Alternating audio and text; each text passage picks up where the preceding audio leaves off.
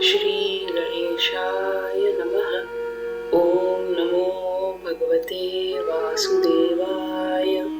श्रीमद् भागवत महात्म्य के चौथे अध्याय में आत्मदेव, उसकी पत्नी धुंधुली और उसके दो पुत्र धुंधुकारी और गोकर्ण की कथा शुरू हुई थी। चौथे अध्याय के अंत में गोकर्ण के उपदेश से आत्मदेव ने स्थिर मन से संसार का परित्याग किया।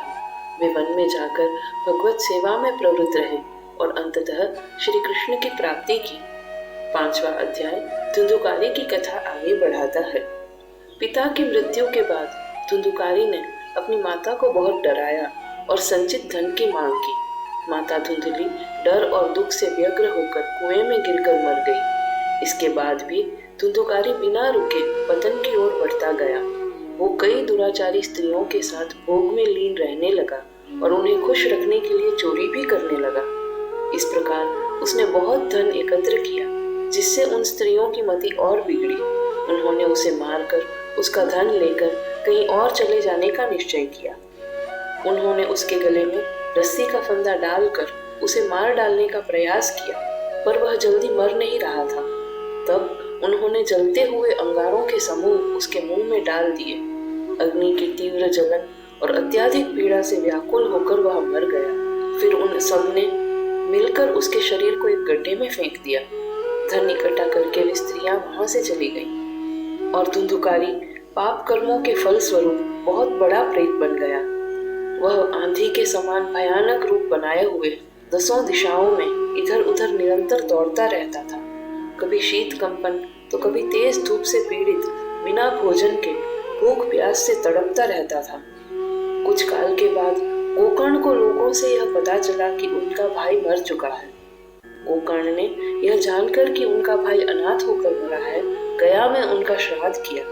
फिर वह जिस जिस तीर्थ में भी गए, वहां वहां उन्होंने उसके लिए श्राद्ध कर्म संपन्न किया।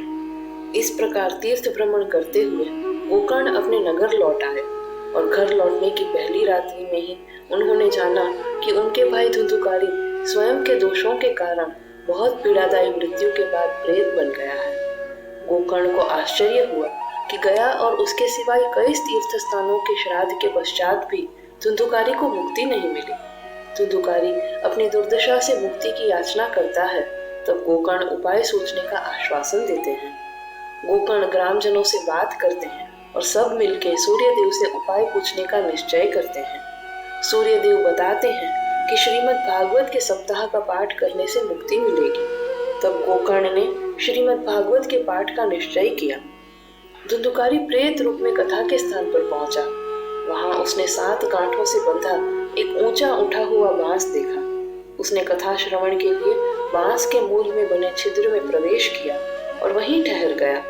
गोकर्ण ने श्रीमद् भागवत के प्रथम स्कंद से स्पष्ट रूप से कथा का वर्णन प्रारंभ किया। दिन के अंत में जब कथा का विश्राम हुआ, तब एक चमत्कार हुआ। सभी उपस्थित सज्जनों के सामने बांस में बंधी 7 गांठों में से एक गांठ तड़तड़ की ध्वनि के साथ टूट गई। दूसरे दिन संध्या समय दूसरी गांठ टूटी। तीसरे दिन संध्या समय तीसरी गांठ टूटी। इस प्रकार 7 दिनों में 7 गांठें टूट गई और जब उसने श्रीमद् भागवत के 12 स्कंदों का श्रवण किया, तब उसका प्रेत योनि से छुटकारा हुआ। अब वह दिव्य रूप धारण कर चुका था। उसका शरीर तुलसी की माला से मंडित था। वह पीले वस्त्र पहने था। उसका रंग घने मेघों के समान श्याम था और उसने सिर पर मुकुट और कानों में कुंडल धारण किए हुए थे। उसने अपनी मुक्ति के लिए गोकर्ण का आभार प्रकट किया और भागवत कथा की महिमा का वर्णन किया, जिसके श्रवण से उसे मुक्ति प्राप्त हुई। धुंधुकारी को लेने के लिए दिव्य विमान में वैकुंठवासी देवदूत आए।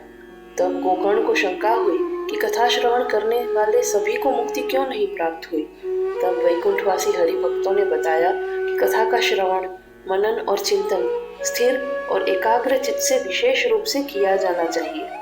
जो श्रवण बिना मनन के प्रमाद पूर्वक किया जाता है, वह कमजोर ज्ञान व्यर्थ हो जाता है। पुनः जब इस प्रकार कथा का श्रवण पूर्ण होगा, तो सभी श्रोताओं को निश्चय ही वैकुंठ धाम में वास प्राप्त होगा। इसलिए गोकर्ण ने श्रावण मास में पुनः उसी प्रकार सप्ताह कथा प्रारंभ की। उन श्रोताओं ने पुनः एक बार 7 रात्रियों तक कथा का श्रवण किया। तब भगवान श्री हरि भक्तों के साथ दिव्य विमानों में प्रकट हुए। उन्होंने गोकर्ण को गले लगाकर अपने समान बना दिया। भगवान श्री हरि ने उन अन्य सभी श्रोताओं को भी क्षण भर में घने श्याम वर्ण वाले पीले रेशमी वस्त्रों में सुसज्जित मुकुट और कुंडल धारण किए हुए दिव्य रूप में परिवर्तित कर दिया। वे सभी गोकर्ण के द्वारा उद्धारित होकर श्री कृष्ण के प्रिय धाम गोलोक को प्राप्त हुए। इस प्रकार धुंधुकारी और गोकर्ण के मोक्ष की कथा समाप्त होती है। अगला अध्याय सप्ताह श्रवण की विधि का वर्णन करता है। मेरे साथ इस भक्ति पथ पर जुड़े रहने के लिए मैं आपकी आभारी हूँ। श्री कृष्णार्पणमस्तु।